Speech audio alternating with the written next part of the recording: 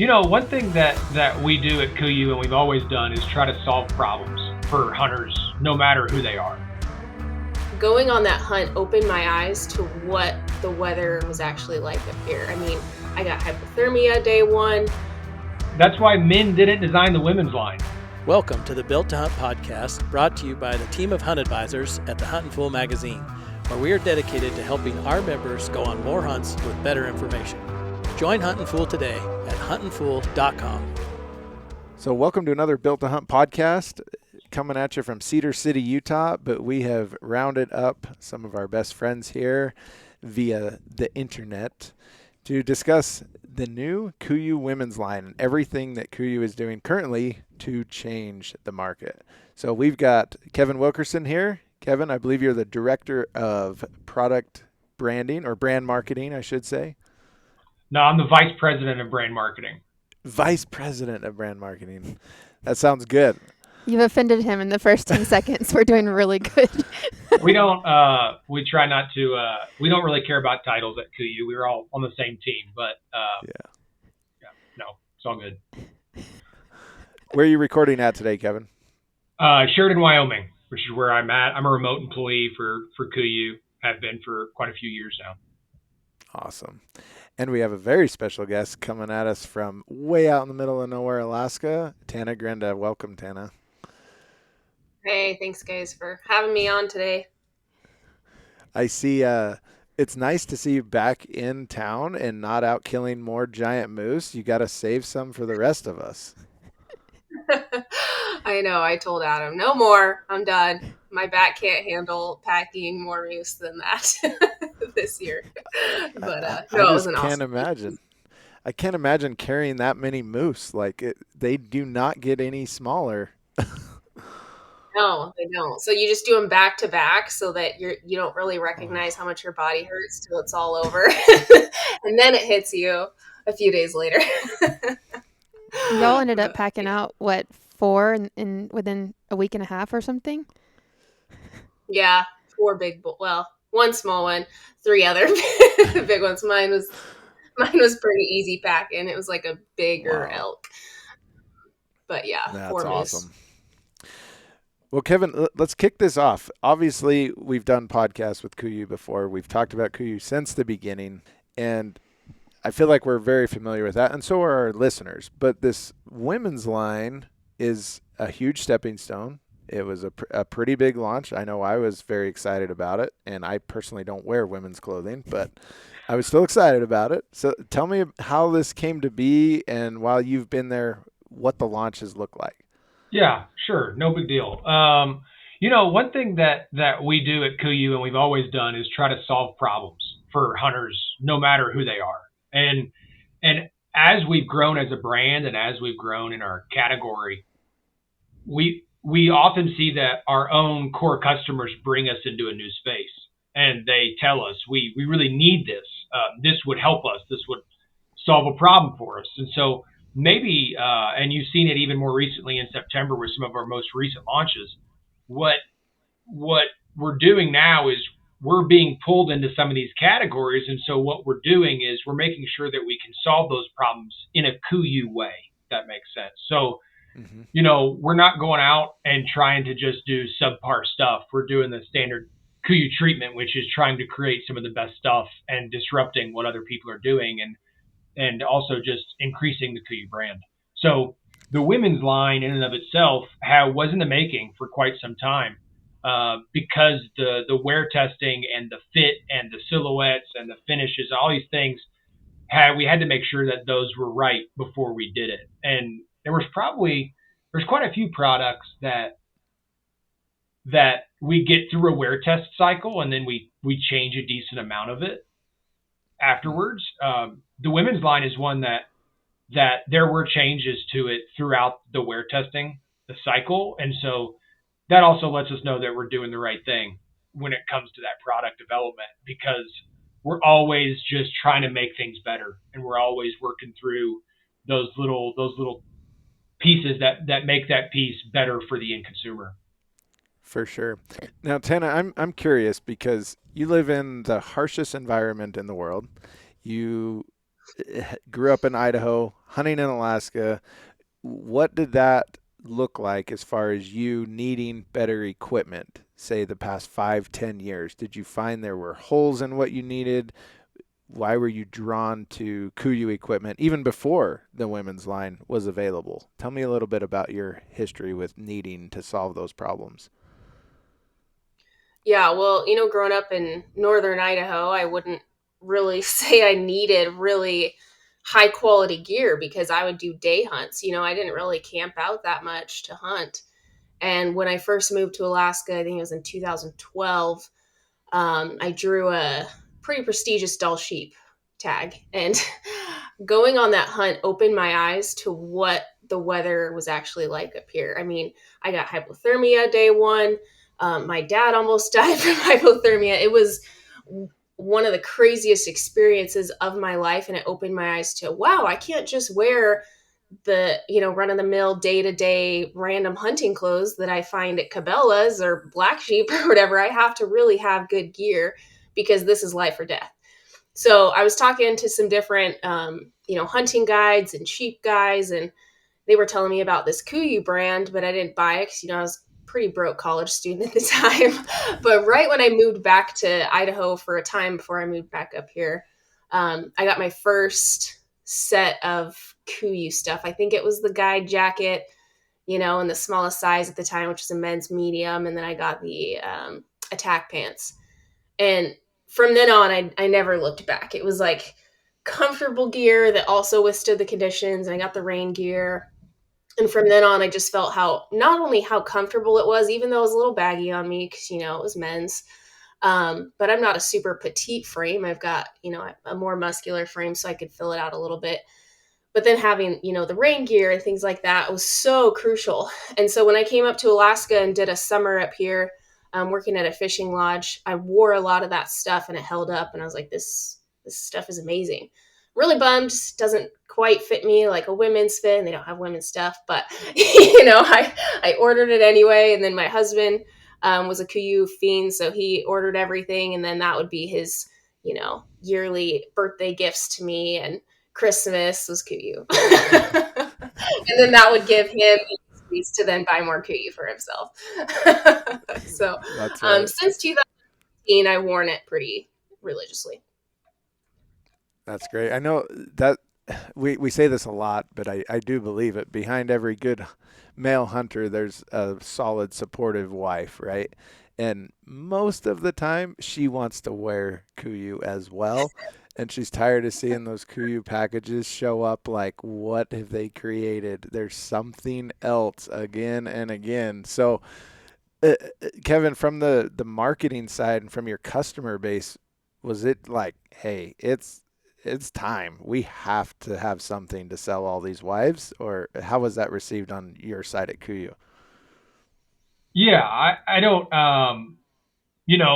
we wouldn't probably split the demographics between wives and maybe non-wives, but we would say that most of the people were definitely requesting gear. You were mentioning that you were wearing a guide DCS men's medium and an attack pant. We had already, the attack pant had already found its way into a lot of homes and a lot of different sizes just because we started going down to the waist. I think we still sell 28 waist and we sell short inseams. And so people were already wearing the attack pant. And since the attack pant, the best selling product at KUIU, over 7,000 5-star reviews on the website. And, it's the pant to own if you only own one is what we often say. Right. But we knew that pant would find a home, especially if we made a women's version of it. And so we cut that pant up a little bit differently when it comes to the silhouette and the fit of it. And then throughout our wear testing with the 5 or 6 ladies that we had helping us wear test, we refined that fit, and it's really taken off pretty well. I guess exactly what we had hoped we would be doing. But yeah, I would say that the vocal customer definitely let us know they wanted it, so we tried our best to deliver. And I think in April, which is when we launched the women's line, we launched a 17-piece. It would have been a 17-piece product line. So we tried our best to cover and made sure that if somebody was going out, either on a backpacking trip or on any kind of trip, that they would have a piece for everything that they would need. So we launched those 17 pieces, and some of those pieces actually just came in inventory probably about 3 weeks ago. So like Pro wow. 200 Merino, Peloton 240, some of those items actually just came in because of some supply chain delays. Yeah, it seems like you launched this at one of the toughest points in our history to launch a new supply chain feed. I mean, everything's just a mess, right? Yeah. And you know what? That's truthfully a kudos to. I think one thing that we do really well is our supply chain team is top notch. So it's a very difficult time when it comes to supply chain, but I would like to think that we're on top of the game. Even though we might get delays, at least we get the product at the end of the day. Some people are having a hard time even getting product delivered to the warehouse. So. Right. Okay, now I'm going to tell you an observation here, and you tell me if it's correct with the women's line. When I first saw the kids or the youth line of clothing, right, of course I had to buy some for my kids, knowing they would outgrow it in about 6 months. But that's okay because I got more kids that I can pass it down to. But when you first launched that and I ordered some, say, the kids' pants, I'm like, whoa, these have all the same features that my pants do. You know, they've got the vent zips, they've got the zippered pockets, when I didn't expect that. A lot of times when I order a kid's item, it's dumbed down or it's simple because it's small or whatever it may be. But Tana, you and Jessica, do you guys feel the same about the women's line? Like you're getting every feature that you would expect out of the men's line or in our products? Yeah, I would even extend what you said about youth clothing into women's. I feel like there's always corners being cut with pretty much every line out there that launches women's and kids. And that's one of the things I noticed about the KUIU line. Like, I have all the bells and whistles that the guys in this office rave about. I've been hearing about it for 3 years now, and I finally get it. And specifically the attack pants. Like, I'm not even surprised that that's y'all's top seller. I've tried a lot of pants. I think that's probably the hardest thing to find for women. We're shaped so different. Just even among women, there's a lot of different body shapes and sizes, and the way that it hugs you in different places, and it fits, with your pack on, how it hits your hips. Like, functionality is so important, and the attack pant is just like, it's the bomb. It's amazing. So I'm very grateful that you didn't cut corners in that way. Yeah, for sure. No, what we set out to do with the women's line was you can, if you were to go online, you'll see that it says, it'd be women's Peloton 240 or women's Chugach TR. It is the exact same. It's the exact same product. Seam tape, membranes, 4-way stretch, hip vents, all that stuff you're going to see is the exact same. We're just making sure that it's in the sizing and the fit that women would prefer. But there are no corners cut when it comes to any of the products, actually. And not only that, there's a few products in that 17-piece line that are brand new that we don't have for the men's line either. But that's primarily just because we built it for a woman. But the Peloton 240 beanie has the ponytail out the back, so it still holds on your head real well. And then one of the top products that took off was the Racerback tank. Actually, was truthfully a surprise winner for the launch, but that's obviously not something we have for the men's line. Yeah, but I don't think I would look that good in it. I just told Austin offline before we started this that never in my life have I ever worn a camo tank top, but I love that tank top. Like, I want it in solids. Like, I would wear it all the time. Yeah, the merino, our merino with the new yarn technology is pretty hard to beat, and so the comfort factor of that Racerback tank apparently is something that hit a chord because it's a top 3 seller for sure. Tana, let me ask you, you do a lot with your own fitness company, and you help coach all sorts of people. And I'm curious, as far as women go, and this may be a shallow observation, but women are shaped so different. And I'm talking across all women, right? Is it more than men on the variance? Like, how do you feel like the KUIU women's line can span a bunch of different body types for women, or do you feel like you've got enough sizes and shapes out there? I guess I'm asking. Yeah, I mean, Kevin might be able to answer to that as far as the sizing goes, but it's true. I mean, women are so different, but what I found with KUIU is that it's stretchy. It's not Yep. just like this one pant that like it has to fit this frame. Like my size pant could fit somebody that's more curvy like me, or more muscular, or more stick frame. Like it kind of morphs to, I guess, your shape depending on what the size is. I don't know if that makes sense, but I've found that it's pretty like stretchy and moldable, versus a lot of pants that really don't fit me because they're not. It's like, oh, I can get them over my legs, but they're 3 inches too big at the waist. I found that the attack pants are really awesome for kind of molding to what your shape is, even if it's very different from the next person, if that makes sense. I would agree with that too, because so we just went on my mountain goat hunt in Alaska, and Austin was my guide. And throughout the trip, remember how I drop weight pretty quickly when you're running a bunch of mountains for many days. And so I was like, my pants are kind of bigger in the waist just from being there and just running up and down. But what I found interesting is I didn't have to wear a belt. Like it still fit me so good in the other areas that it held. I wasn't like constantly pulling up my pants, and like the fit is dialed even when you fluctuate a little bit, to Tana's point. It's just, it gives where it needs to give. And I mean, I could not be happier with that. Yeah, one thing you'll see with an attack pant too, if I can get into some product detail there, but one thing you'll see in an attack pant, unlike other pants, even in our own line, is that you'll rarely see waistband fatigue on it. Meaning, if you were to wear it for 3 days, on the 4th day, it's going to stretch a little bit because you haven't washed it and allowed the garment to come back. It holds its original shape incredibly well. And the reason that is, and it goes back to what you guys are talking about with stretch, is that the 4-way stretchability in an attack pant is actually built in from a mechanical stretch and not from the introduction of spandex into the garment. So what you'll see oftentimes in maybe other pants is that you'll see a percentage of content of the garment that's spandex. And what that's doing is reducing the performance of the actual original fabric garment material itself.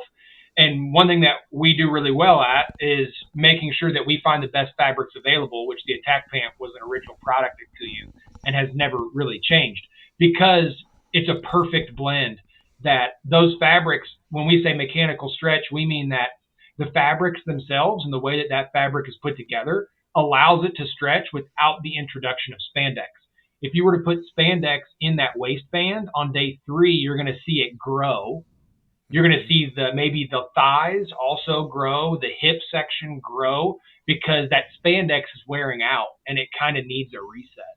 But that's why the attack pant is so perfect for long duration hunts, is because we don't have any spandex in it and it's a mechanical stretch. So it always rebounds back to its original form. Yeah, and to Tana's point, that's why it fits so well, and it hugs your legs, but it's not like you're putting on a straitjacket either. It moves with you, right? It doesn't feel like you have it on. Yeah, so that's Kevin, my biggest thing. Be able to climb and squat proof. That's the other one. Every pant I put on, can I squat all the way to the ground without my backside hanging out? And those attack pants are solid, so they pass the squat test. Yeah, even when like riding horses in the saddle, I didn't have that whole back like exposed, that what do you call that, like a bubble in the back of the waistband. You don't have that. It's nice. All things that I've never thought about before when I put my pants on. Hey, that's why men didn't design the women's line. It's an important note, for sure. Yeah. So as you guys looked at your product line and all your offerings in the men's line, how did you decide what to offer? Have we reached the end? Are we still going to see more? Can you give us some insight into what we're looking at going forward? Yeah, no, we've definitely not reached the end. It's a category that we're devoted to, and we're already we've already got products coming out for the future. So Awesome. we'll see more products in the lineup. There's no doubt about it. We're also growing quite a bit in more of our like what we would call base camp everyday category, and there's some Yep. new products coming out specifically for women in that. But how we chose the products that we used, we actually have always had a women's super down ultra jacket in the lineup for, well, I say always, for a couple years. And so that really fulfilled probably that down need right now for that initial kit. And everything else we really based off of what were some of the best innovations and best sellers in the KUIU line, for the traditional KUIU line. So that's really where those 17 pieces came from. We wanted to make sure we could provide a really good rain gear set. The Chugach TR is easily the best when it comes to deflecting water, but also remaining incredibly packable. So, us trying to keep that kit an ultralight kit, which is who we're core to, we wanted to make sure that that's why we chose the Chugach TR. And then when you look across the mid layers, Peloton 240 being a classic for us. And then most of our merino pieces being the base layers. And that being said, we talk a lot about the attack pant on this, but we definitely did come out the Tiburon pant as well. So if you're in those hot conditions, that Tiburon pant's a great option for that too. But the line itself was really built off of what some of the best sellers were, what were some of our best innovations over the last couple of years, and that can convert very well over to the women's line. Tana, I'm curious, you've obviously packed a lot of very heavy loads up there in Alaska because your guys' animals are way too big up there in Alaska and they die in the worst spots. So how has testing this new pack been? Because we've got a full pro suspension kit fit for women's. Tell me a little bit about your story with that. Yeah, so we tested it out. I want to say the suspensions came out end of May. Does that sound right, Kevin? Kind of right around that summertime. Yeah, we made sure that you got. Yeah. We made sure you got some of the first ones because of what you were doing with them. Yeah, I did get like the first shipment. So I ordered 35 of them for my retreats this summer, and we brought up a lot of women, and I gave every one of them a KUIU pack with, I think it was the 6,000 with the new women's suspension on it. And I'll be really honest with the men's KUIU pack. I would only use it about half the time because it wasn't super comfortable on my shoulders. Now that I have the women's suspension, man, I love that pack. It's so comfortable. And I got that same feedback across the board with all 35 women that use this pack. And we didn't just use it. Like, we went 10 miles on it, with all of our gear, planning for an overnight if needed. And a lot of these women hadn't even really backpacked before. And I was very grateful to have a really comfortable pack because, as I've found hunting and packing animals, a pack can make or break how you feel, and it can make or break how far you can go. And everybody seemed to love the pack. It was just very comfortable. If anything, it was like, oh, my legs are tired, but it wasn't, oh, my back hurts or, oh, my shoulders hurt. Everybody loved the fit and the comfort of the pack. I probably had at least 50 or 60 pounds in mine for 10 miles with all the extra stuff that I was carrying. I still need to put it to the test this year a little bit more with, caribou and these other hunts that I'm doing. But, I use them wolf hunting. I really love that pack. I'll use it as much as I can. Kevin, can you speak to the differences in the suspension a little bit there of a women's suspension versus a men's? I think I'm not a pack guru, so that's hard for me to understand. Packs are like are my favorite thing. So I probably talk a little too long on them, but one of the cool things about the suspension is that we came out with the women's suspension, and for anybody that's unfamiliar with our pack, carbon fiber frame, 7 bags that fit on that same carbon fiber frame, and then your suspension fits on that frame. So kind of 3 pieces, but obviously one of those pieces is the bag, which we have 7 options for. with the women's, what we did is we developed a suspension that fits on the exact same frame and uses the exact same bags. So it's kind of interesting when we look at the data as to who's purchasing the suspensions, because generally speaking, they've purchased things in the past as well, because it's super versatile. Say you were to have a current KUIU pack system and you wanted your wife to use that pack system. Now at this point, all you got to do is buy a suspension piece, and it fits right on top of that frame and bag. And then maybe that frees you up to buy another one. But the suspension itself fits on the carbon fiber frame just like the men's suspension would. It can be taken on or off in, maybe 4 minutes.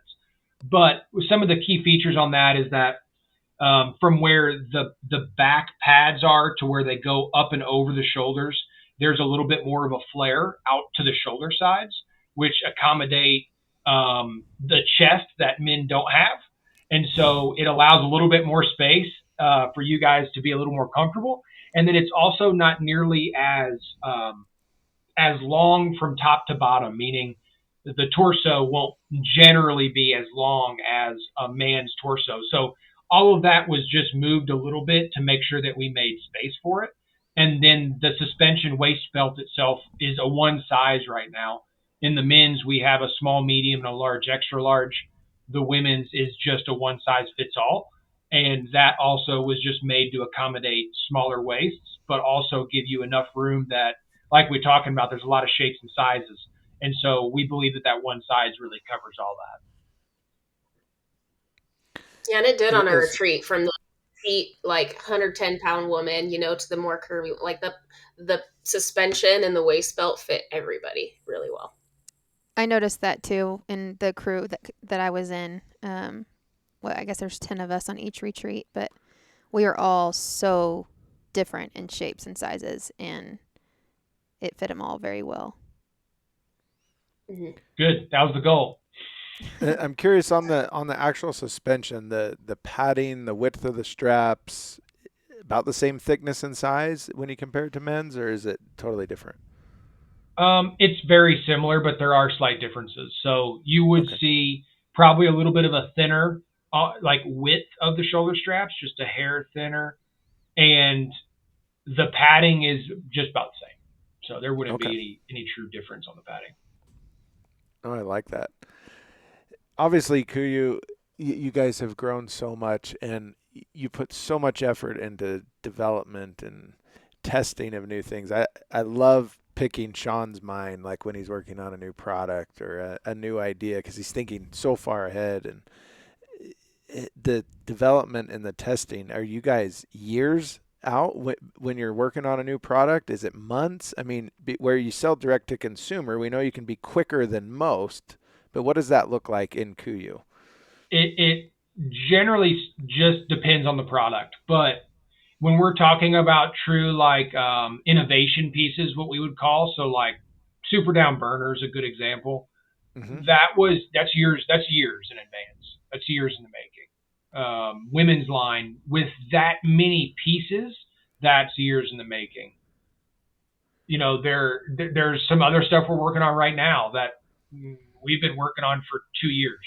So there's pieces like that. And then there's other pieces that when we get into product development meetings and we're all sitting around a table, we're like, dude, we should make this like right now. And generally, depending on how passionate everybody is and bandwidth opportunities, sometimes we turn some stuff pretty quick. There's a couple products that have come out here recently that were very fast to market. And that is a benefit of what we have here at KUIU. And also it speaks volumes about our PD department.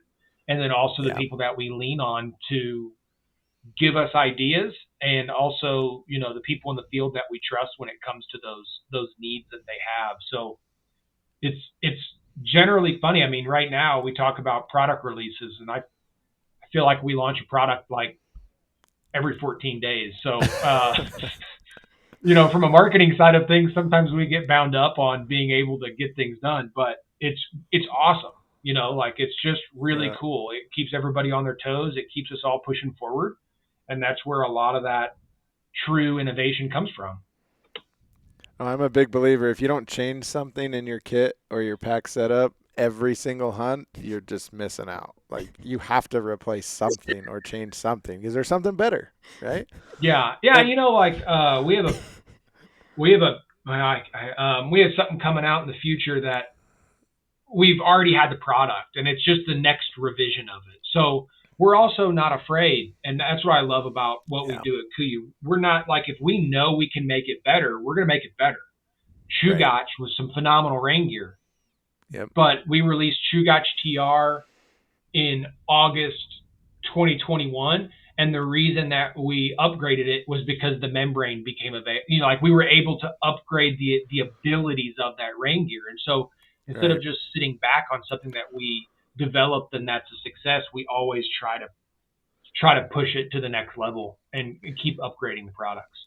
No, I definitely appreciate that. I know it's overwhelming when I look at the catalog of new names, and you know, if you constantly change and add a new name every time you come up with a new product, I get overwhelmed. But you know, it's like if you have a Kenai that's 8 years old and you have a brand new Kenai, those are different Kenais because it's been improved, it's been changed, it was relaunched, and the new one's better. So you can still buy your same favorite Kenai. You didn't have to come up with a new name, but it's totally different. And that's Kenai's a good example. Kenai, well, we're on Kenai 4. 3, 4. 3. It's either 3 or 4, and I honestly forget. But it's one of those. No, it's changed so much. I was looking. I have the original Spindrift jacket from 2010. I think it was late 10, and you know, it's faded. And I'm like, we've come a long way. I feel like I'm part of it because I've bought everything in between now and then, but we have come a long way. So yeah, I'm glad that y'all kept the same naming across women's and men's too, because again, after being in this office for 3 years and hearing these guys talk about specific products, I mean, you don't know how much they talk about KUIU stuff. I'm like, I know exactly what I need right when the line comes out. Yeah. It was perfect. I knew what I had to have. That's good. Yeah, that's good to hear. Naming is something that we spend a lot of time on, but sometimes it's hard. It's hard to figure out naming stuff, and we're currently naming some stuff right now, and it's just like, man, where do we go from here with the naming, just with all the products coming out? So that's a good little insight. I appreciate you telling us that. Now, I've had quite a few experiences, some recently in Alaska, where you're not in survival mode, but you're in this could be serious mode. Let's call it that, where it's raining, you're wet, you're cold, you're tired, it's windy, you can't get your tent set up fast enough, you know, those type of situations. And I know you've had those too, Tana, but do any come to mind where you've really been glad that you've had your KUIU gear, or you've had a certain piece of something that just saved your life ultimately? Can you think of anything that way? Oh yeah, multiple. I have multiple. This saved my life. But the biggest one that comes to mind is a bear hunt last year. We had to stay the night on the mountain. It was blowing 60. I was wet, pretty cold. You know, had been through a survival situation, and we had to sleep on a gravel bar with just a glassing tarp. And I had my super down puffies, top and bottom, and then I had my gale force set on top of that. And I would say those two sets saved my life. Otherwise, I probably would have died of hypothermia, because the storm was a good 2 days long. Nobody could come in to get us if there even was an emergency. So I slept in those. I had an extra pair of dry socks, and then I had the glassing mitts, and then the KUIU beanie, and just like having my head and my hands and my feet covered, and then having those puffies. I mean, those saved my life a lot. Being on the mountain, it acts like a sleeping bag. And now that I have the burner, oh man, and the proximity line, yeah, watch out. Watch out. Huh? I will be now if I'm sleeping on a gravel bar. I'll be warm. Oh, it is crazy, especially in that North Country, how something so simple or that seems so basic can turn serious. Yeah. I was thinking about on our goat hunt. I mean, I introduced Jessica to some very nasty wet weather. I know you tried this summer, Tana, to introduce her to Alaska wet weather, but we took that to the next level on the goat hunt and made sure we were totally flooded and wet. But literally. My Yep. tent flooded. we set the tent up and, it looked like it had enough slope to it, but it did. The lake would have been, 100 yards away. Well, once it filled up 100 yards worth of water from the torrential downpour, then we became part of the lake. And, Oh, something so simple, I'm in a tent, I'm protected, turns into everything is very wet. What am I going to do? And I teach this to clients all the time, and I know we talked about it a lot up there, is it's not so much of are you going to get wet or are you going to stay dry, because you will get wet. But with the right gear, it can get dry. And I think you saw that on your women's line. We'd lay it out in a little breeze and boom, it would dry. Yeah. Those glassing mitts saved my life too, by the way. Thankfully, he had an extra set. I didn't order them before because they're sold out right now, or they were. Are they restocked, Kevin? I don't think they have yet. Okay. I'm definitely going to get my own pair, but thankfully Austin had an extra pair. And You're talking super down. You say super down glassing glommets? Is that what you're talking about? yeah. Dude, those are a game changer. My hands have like zero circulation. So that was like my favorite piece on the goat hunt, because we spent so much time just trying to glass up goats, and definitely a game changer. Yeah.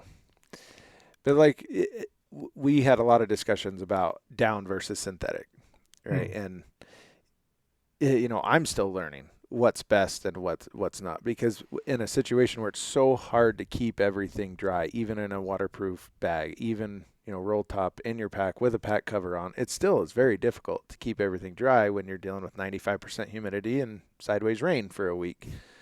But that's where the Kenai, I know you kind of fell in love with the Kenai. I've always loved the Kenai. Yeah. But if I was talking to someone who said, I want to try the women's line right now, what should I order? I would tell them to order an attack pant and a Kenai jacket, personally. Same. Those are the exact two pieces I would say. Tana, what would you say?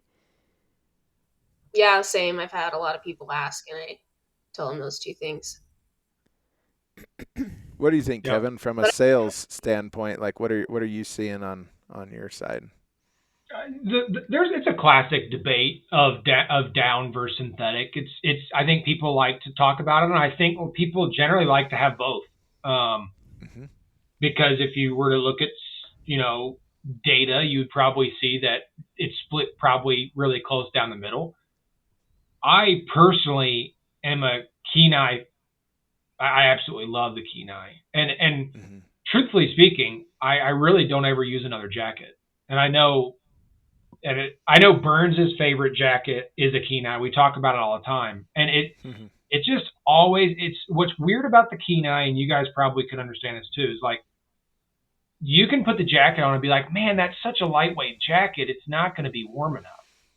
And when you go out into a cold condition, you just rarely get cold in the thing.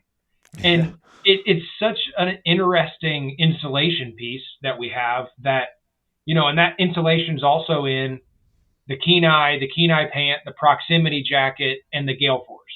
It would be the main pieces that 3D EFX Plus is in. But all of those pieces have that really lightweight feel, but incredible warmth retention. Yep.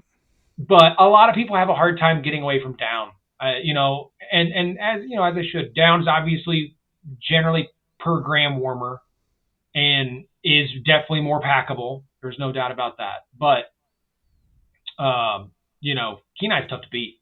It's my favorite jacket. It definitely is.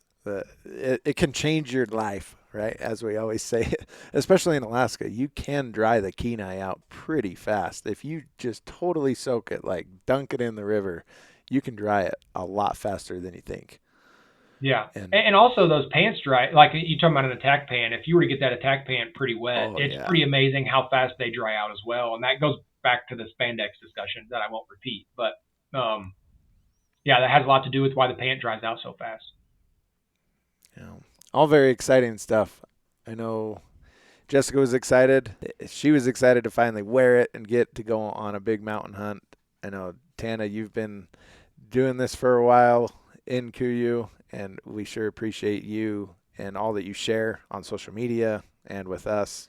We enjoy following you. And obviously, Kevin, just doing everything you're doing at KUIU is so fun. I hope you love your job because we're all envious of what you get to do every day. Yeah, well, it's a great place to be. I'm proud to work here for a couple years now, and it's fun to be on the cusp of innovation in an industry, and it's always fun to launch products that change things, like kind of like what you said. So no, absolutely. Thanks for having me on this, and obviously keep an eye out for future women's stuff. The solid colors are coming in before the end of the year, so I know that that's a big request for a lot of people. Yeah, and that's going to be my daily office pant. The glass englomet is restocked, so just so you know, it is full inventory. I just looked it up, so there you go. Thank you. I will be making an order in Another one. Approximately 10 minutes. Now, Kevin, let's personal a little bit. It's hunting season. What do you got coming up? What are you going on? What are you excited about? I drew a muskox tag this year, and that was in August. So that was I was really excited for that, and now it's come and gone. I was able to harvest a muskox, so that was wild and exciting. I had the opportunity to hunt whitetails right here at the base of the mountain, and so on opening day, I shot a really nice buck with my bow, a whitetail.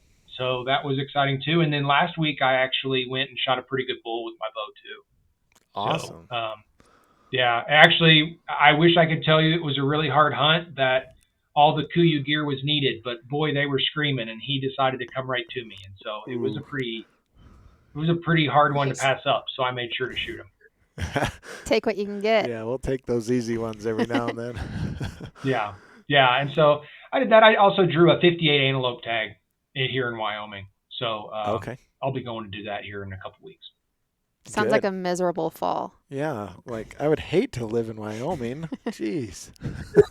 The funny thing is, days spent in the field for me this year, in Wyoming, has been we're in single digits still. So I got to figure out a way to actually spend more time in the field, because the animals just seem to continue to come to me, and I keep having to, harvest them. So sounds really familiar. This guy went out for one day. He drove 8 hours, went to Nevada, and shot an 80-inch goat. I'm like, how do you even do that? That's not fair. He did the same thing last year in Utah. Shot a 180, 190-inch mule deer. Hey, you get lucky every now and then. Oh my God. Right? I'm like, I need that kind of luck. What about you, Tana? You've been killing moose. What else is left for you? You ran to Idaho. Your husband shot a little bighorn sheep. Yeah. Right. Adam drew everything. He drew a bighorn tag, he drew a deer tag, he drew an elk tag. So he's down elk hunting right now in Montana. And so I'm just here holding down the fort. But once he gets back, we've got some caribou stuff going on. I still have a caribou, probably some wolf hunting. And then, I don't know, he's trying to talk me into going to shoot some more brown bears, but we'll see. He's like, you just got to get... It's funny, you guys talk about Wyoming.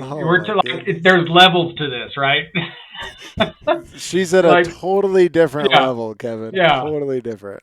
Totally. Brown bear. Oh, I don't want to go shoot a brown bear. That's too much work. I guess I can. I guess. And after your big caribou, Tana, how do you go shoot another one? I'm just curious on that. It's going to be the world record. That's how. I love that confidence. Get it, girl. That's awesome. I don't know, man. We'll see. But my sights are high. When I first shot a big caribou, people told me I'd never shoot a bigger one. So I went and shot a bigger one somehow. And then they said, that's it.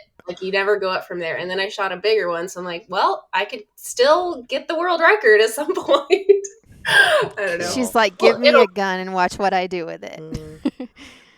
That's so cool. Well, living in Utah sucks. That's the title of this podcast. We leave to have good hunting opportunity. Oh, that's great. Well, we sure appreciate you guys. We're going to put links to all this, the women's line, some basic layering examples, because it is kind of hard to know what you need to buy first and get for the women in your life, your spouses, your kids, significant other, whatever it is. But don't take them out into the field with subpar gear, because they're going to be looking at yours and they're going to feel left out. So get them suited up right. It's going to be worth it, and probably some of the best money you've spent. That's what I think. Thanks for listening today, and appreciate you guys joining us, and we'll talk to you a little bit later.